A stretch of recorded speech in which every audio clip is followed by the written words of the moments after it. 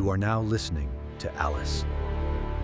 Chapter 2 High school was supposed to be a place where dreams began. For some, it was a world of football games, prom nights, and laughter echoing down brightly lit hallways. For others, it was survival. Ethan Osman knew that feeling too well.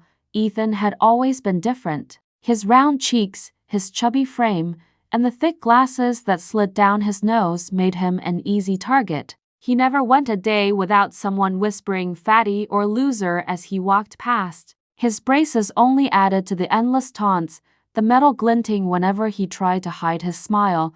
That day had been no different. The lunch bell rang, sending the students rushing to the cafeteria. Ethan walked in alone, carrying his tray with quiet determination. His parents always packed him a homemade lunch, including sandwiches, fruit, and a slice of pie. Because his mother swore that sweets made the heart lighter, but Ethan never got to enjoy it in peace.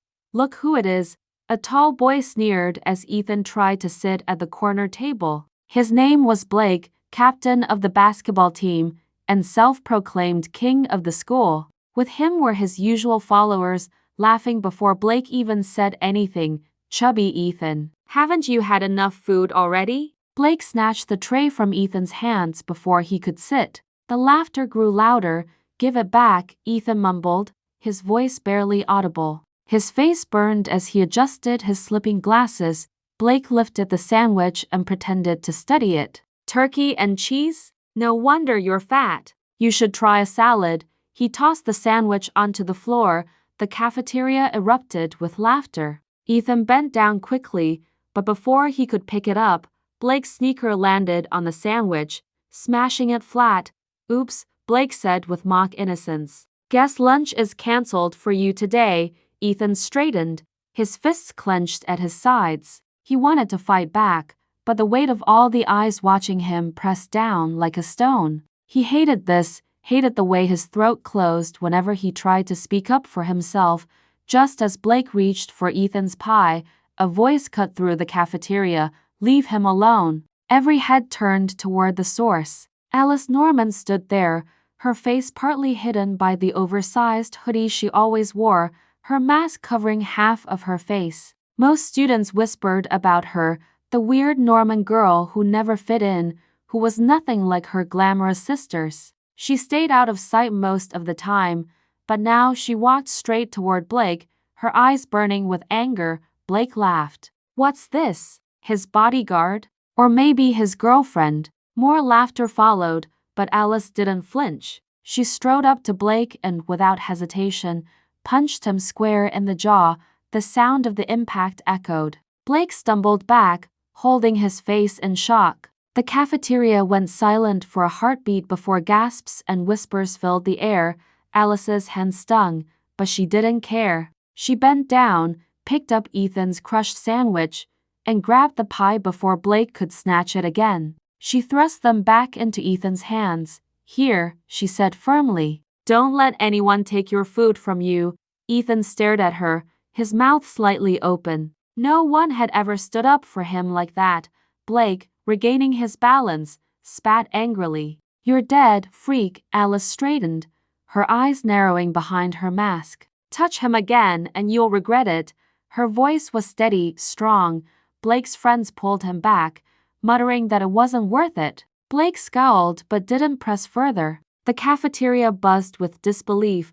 No one had ever dared challenge him, let alone Alice Norman, the girl everyone ignored.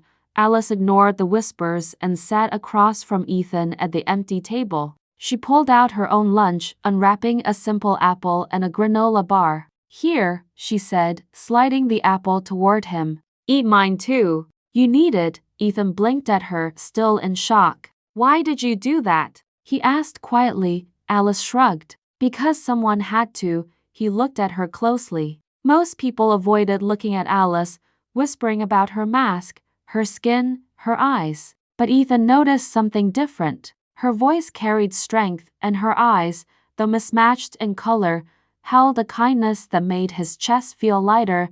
"You didn't have to," Ethan said. "Yes, I did," Alice replied. She took a bite of her granola bar and added, "You shouldn't let people treat you like that." You deserve better." Her words hit him harder than Blake's insults ever had. Nobody had ever said something like that to him.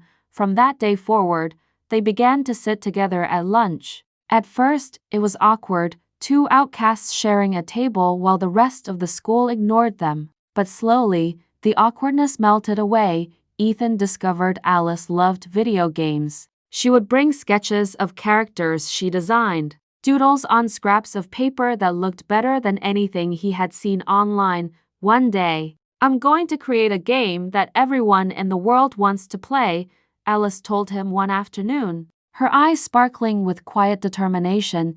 Ethan smiled, his braces glinting. "I believe you. You're amazing, Alice." Alice froze at that word, amazing.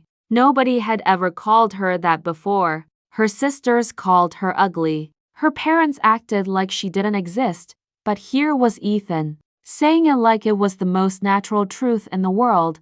They began to share everything. Their dreams, their secrets, their fears. Ethan admitted he hated mirrors because he didn't like what he saw in them. Alice confessed that she wore her mask not just to hide her acne, but also because it gave her the courage to face people.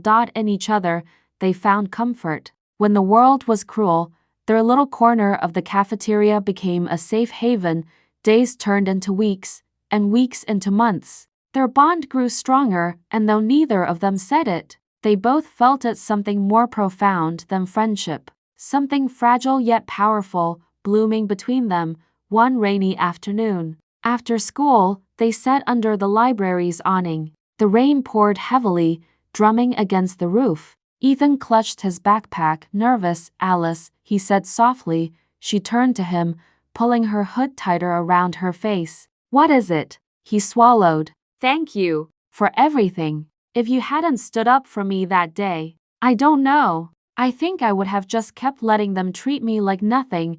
"You're not nothing," Alice said quickly, her tone fierce. "Don't ever say that again." Her conviction made his throat tighten. He nodded slowly, feeling warmth spread through his chest. Silence stretched between them, broken only by the rain. Then Ethan whispered, "I promise you something." Alice tilted her head. "What promise?" "I'll always be by your side. No matter what. Even if the whole world is against you, I'll be there." His voice shook slightly, but the words were steady. "You'll never be invisible to me." Alice's breath caught. Nobody had ever promised her anything before. Nobody had ever cared enough to. Her heart pounded, and for the first time in years, she felt seen, truly seen. But before she could respond, before she could tell him what his words meant to her, a sharp voice called from across the courtyard, "Ethan, let's go." It was his father, standing by the car with a stern expression. Ethan glanced back at Alice, torn. "I have to go," he said quickly, grabbing his bag. He stood, the rain splashing around his shoes. Alice looked up at him, her chest aching. "Ethan." He gave her a small smile, one that trembled but still held determination. "I meant what I said, Alice. I'll always be by your side." "Always." He turned and ran through the rain toward the car. Alice watched him go, her heart both soaring and sinking at the same time. She didn't know that in just a few months, Ethan would disappear from her life, leaving only that promise echoing in her memory, and she didn't know how much those words would mean to her years later, when fate would bring them together again.